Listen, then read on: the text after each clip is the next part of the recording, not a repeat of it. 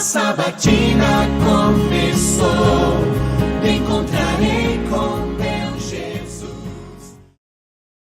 Olá, tudo bem? Vamos para mais uma lição da Escola Sabatina. Já estamos na lição 12, né? Terminando aí o nosso trimestre.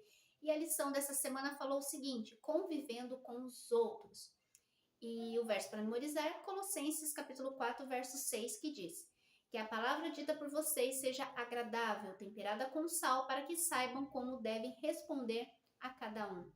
E nós vamos falar muito desta convivência, né? Com a família, com os filhos, com o casamento. Então, o tema de hoje, ou desta semana, vai tratar dessa convivência com o próximo.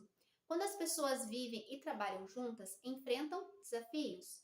Diferenças de opinião podem gerar tensões e dar origem a discussões. Quanto mais próxima for a relação, mais importante é que todos se entendam. E a nossa relação mais próxima, com certeza, é a relação familiar. Na passagem desta semana, Paulo nos apresenta princípios para guiar a família cristã, que funciona de maneira diferente de um lar romano típico. Além disso, ele oferece outros valores que se aplicam a diferentes relações sociais, tanto dentro quanto fora de casa. Vamos ver essas relações então. Domingo, marido e esposa. Várias instruções para o lar cristão aparecem no Novo Testamento. Esses códigos domésticos, como são chamados, não impõem uma hierarquia rígida, mas apresentam diretrizes que tornam as relações mais equilibradas e edificantes para todos. Alguns homens citam um texto que diz o seguinte: esposas, que cada um de vocês se sujeite a seu próprio marido. E param por aí. Mas observe a importante condição que Paulo acrescenta: como convém no Senhor. No Novo Testamento, no Novo Testamento, em momento algum, ensina que as mulheres devem se submeter a todos os homens. Nem que a esposa seja subserviente, atendendo sem critérios a todos os caprichos ou desejos do marido. A lealdade da esposa é primeiramente ao Senhor e depois ao marido. A individualidade da esposa não deve ser apagada pelo marido, nem ele pode servir de consciência para ela. O amor de Cristo pela igreja, ao se entregar por ela, ilustra como o marido deve amar a esposa. Nós temos aqui o dever da esposa, mas também o dever do marido. Ele será fiel, não importa o custo. Decidirá sempre o que for melhor para a esposa. Um amor assim torna mais fácil para a esposa obedecer ao mandamento de Deus de respeitar o marido. Um casamento cristão saudável é caracterizado por reciprocidade, diálogo, cumplicidade e harmonia. Nenhum é melhor que o outro. Eles conseguem conviver ali unidos, né? De maneira recíproca, de maneira a respeitar os dois lados. Este é um relacionamento cristão. E agora, pais e filhos. As crianças desempenham um papel essencial dentro da família. Elas precisam saber que são amadas e valorizadas como membro da família e cidadãs do reino celestial. O culto familiar, ele é fundamental. Simples, mas deve ser regular, de manhã e à noite. Desde cedo, as crianças podem começar a ajudar também, por exemplo, com a limpeza da casa e outras responsabilidades. O mais importante é que elas sigam o mandamento de Paulo. Filhos, em tudo obedeçam a seus pais, pois fazer isso é agradável diante do Senhor. Quando bem orientados para o Senhor, por meio do ensino e exemplo, os filhos se tornam uma bênção para a família, para a igreja e para a sociedade.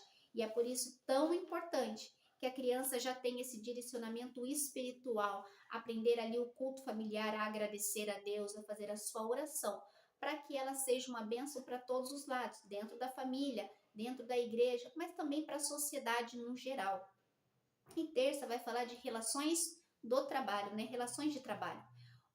Hoje, algumas pessoas mencionam a escravidão para alegar que a Bíblia é ultrapassada. No entanto, elas não consideram os contextos históricos de Israel no Antigo e da Igreja no Novo Testamento. Os seres humanos foram criados à imagem de Deus e, portanto, para ser livres.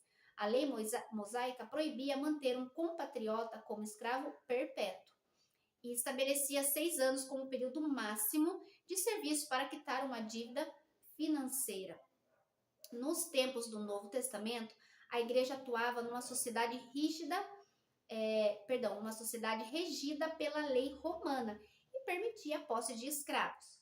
De fato, dentro da igreja, ao contrário do que acontecia na maior parte do Império Romano, a primeira obrigação do escravo era para com Deus, e seus senhores eram instruídos a tratá-los de forma justa, sabendo que também tinham um Senhor no céu. Mesmo que não concordemos com as circunstâncias culturais em que alguns textos bíblicos foram escritos, devemos ainda aceitar a autoridade do texto. Caso contrário, colocamos nossa própria cultura acima das Escrituras.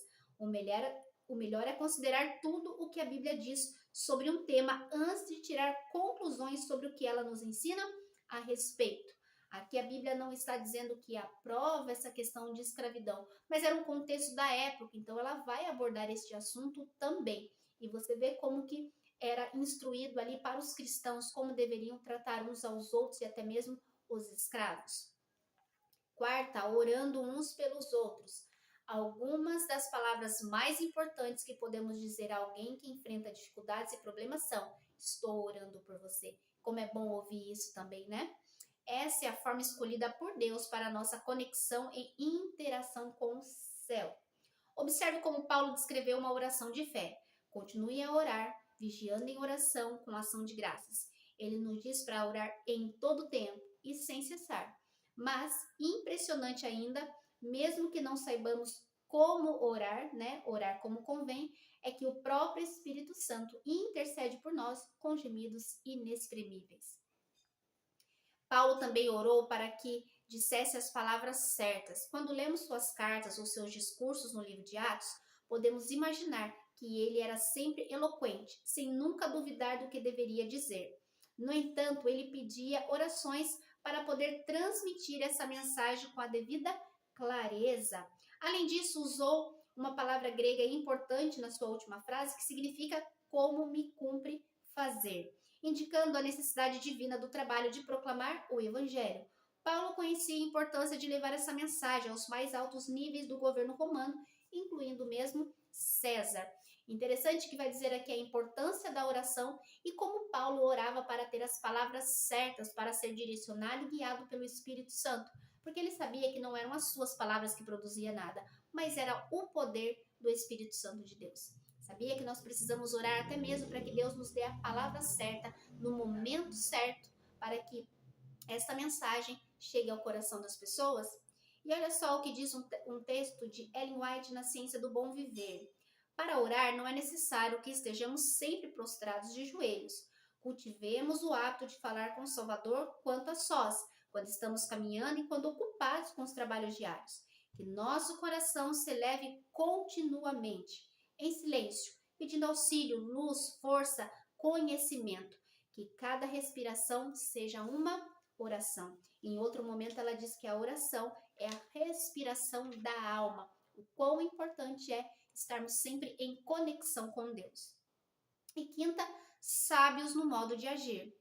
Qual é a verdade mais importante que nós cristãos sabemos?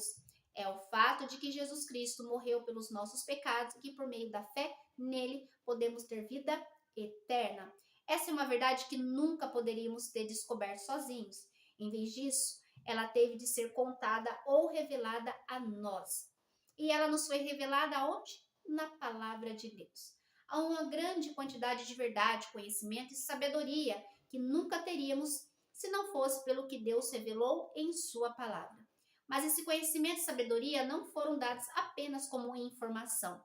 Ao contrário, devemos viver em nossa vida essa verdade, este conhecimento e essa sabedoria. Não adianta apenas termos como informação. Precisamos colocar em prática todas essas verdades que só traz benefício para a nossa vida.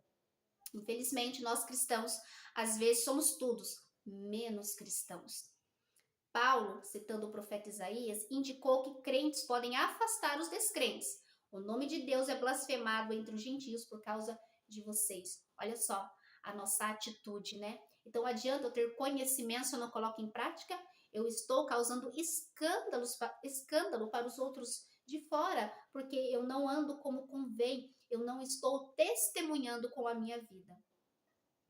A maneira como agimos em relação aos outros, especialmente os que não compartilham de nossa fé, faz toda a diferença. Nós não somos melhores que ninguém, nós precisamos agir com amor, com compaixão e empatia. Então faz muita diferença a maneira como eu e você agimos com as pessoas. Em Colossenses 4:6, Paulo destacou as palavras que usamos, que a palavra dita por vocês seja sempre agradável. Isso é mais do que simplesmente ser gentil ou educado.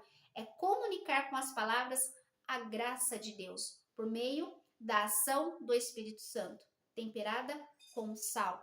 Então, o que Paulo está dizendo aqui é que nós precisamos permitir a ação do Espírito Santo para que possamos comunicar a mensagem às pessoas. Até mesmo a mensagem, a palavra de Deus, pode chegar de maneira errada para as pessoas. Vai depender de como eu estou entregando esta mensagem, né? Então, nós precisamos de direcionamento do Espírito Santo, sermos agradáveis e falar no tempo certo e na medida certa. Que o Espírito Santo nos ajude a cumprir esta missão. Vamos orar? Senhor amado Deus, querido eterno Pai, louvado, bendito, exaltado seja o teu nome, Senhor. Obrigado por mais uma lição poderosa, onde aprendemos, Senhor, como conviver no nosso relacionamento como casal, filhos, com as outras pessoas, e também a importância da oração, da prática da verdade e de como comunicamos essa verdade às pessoas. Nos ajuda, Senhor, a sermos agradáveis, a termos as nossas palavras temperadas com sal, seguindo sempre a ordem do Espírito Santo, sermos guiados por ele, para que esta mensagem chegue aos corações e produza o fruto necessário. Nós te pedimos essas bênçãos e te agradecemos no nome de Jesus. Amém e graças a Deus. Amém? Que a minha e a sua palavra seja sempre temperada com sal e que sigamos prosseguindo para este alvo e trabalhando sempre com foco em Jesus Cristo. Que Ele possa continuar te usando para ganhar muitas almas. Até a próxima lição, se Deus quiser.